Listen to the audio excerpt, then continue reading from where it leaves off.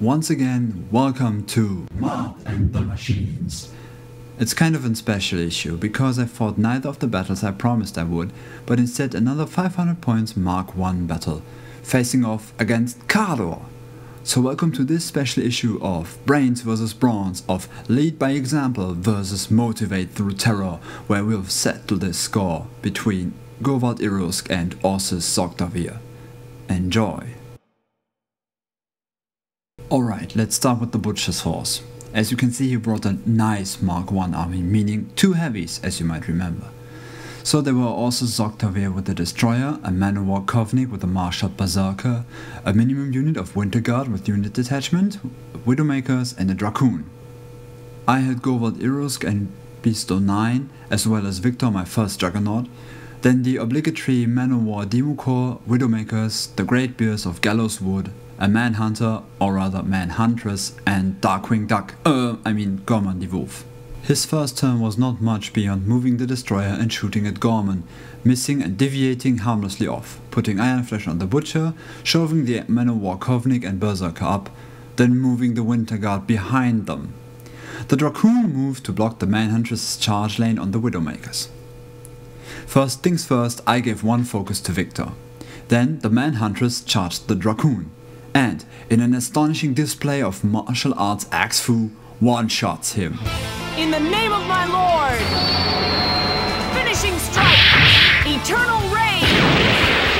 Then Gorman the Wolf moves up and can't resist. He throws a blind grenade at the Berserker, blinding him, the Kovnik and 3 Winter Guard soldiers.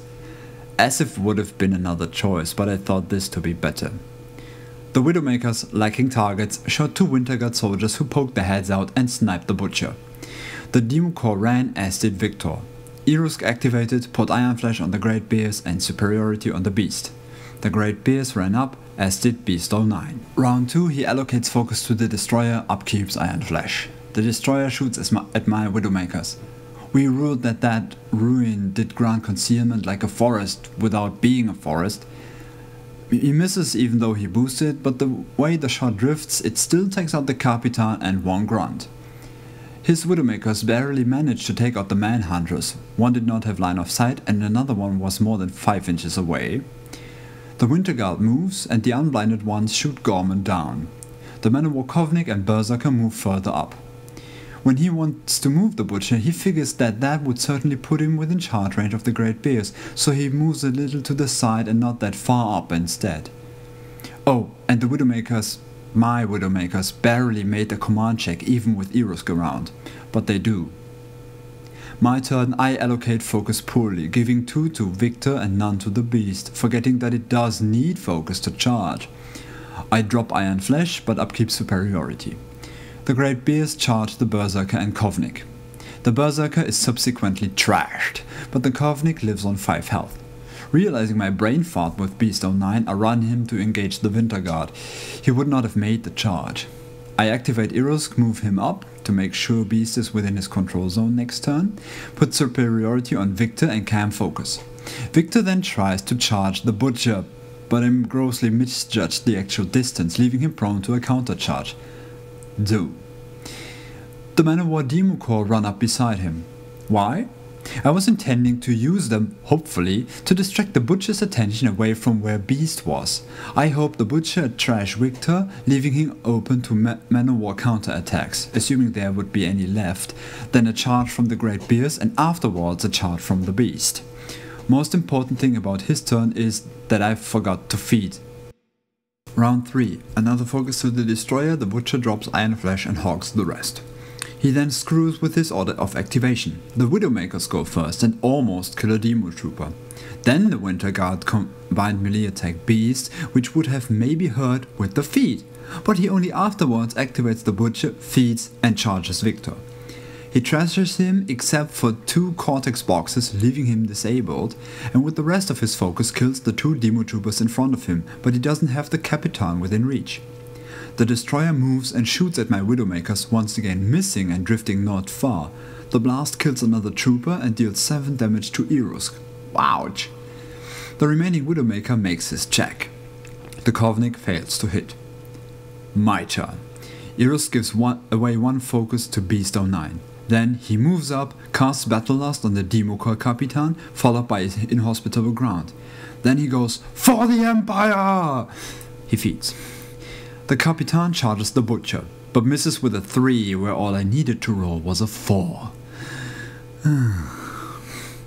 Beast is next. It activates the imprint and moves in a manner that the Kovnik is caught in its front arc. I didn't actually care about the Winter Guard, their free strikes did straight 0 damage. It thrashes and kills 3 Winter Guard troopers as well as the Kovnik. This unengages the Great Bears, but as the Butcher did not completely wreck Victor, they can't charge him, so they charge the Destroyer instead, chopping both its arms off. And thus ends my 3rd turn. Round 4. He allocates no focus. How should he? The Winter Guard activate in Beast's backup and still fail to harm him. The Destroyer stands up and moves away. The Butcher moves away from the Kapitan to engage the Bears, taking a free strike. Due to bonuses, free strike and ongoing feat, I easily hit and even put 6 damage in on a fully canned Butcher due to Battlelust. The Butcher proceeds to take down the Great Bears, but he takes most of his focus because of Irusk's feat. My turn, I load Beast up with focus. Irusk casts Battlelust on the Kapitan again, then moves and takes a pot shot at the Butcher, dealing 5 damage with a boosted damage roll. The Kapitan moves and whacks his hammer on the Butcher, dealing 5 more points of damage. Then Beast activates, gets murderous and charges the Butcher, reducing him to bloody crush ice. Irusk wins!